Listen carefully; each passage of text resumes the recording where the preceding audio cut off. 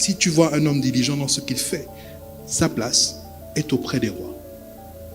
Il ne marche pas avec des gens obscurs. Si tu vois un homme excellent dans ce qu'il fait, sa place est auprès des rois.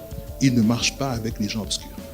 Donc, est-il possible que quelqu'un qui soit excellent dans son domaine se retrouve à marcher avec les rois, tout simplement parce qu'il est devenu le roi dans son domaine? Les oiseaux du même plumage volent ensemble.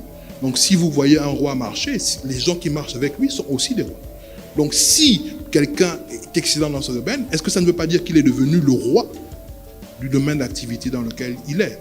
Et je vous ferai remarquer que Jésus a dit qu'il est le roi des rois, le Seigneur des seigneurs. Donc, ça veut dire que dans le royaume de Jésus, il n'y a que des rois. Maintenant, la question que je vais te poser est un peu difficile. Mais es-tu sûr que tu es qualifié pour être dans le royaume de Jésus? Si tu n'es pas un roi. Si tu ne deviens pas le roi dans ton secteur d'activité, le roi dans ton domaine, si tu ne deviens pas excellent dans ce que tu fais, es-tu sûr que tu es qualifié pour le royaume de Jésus?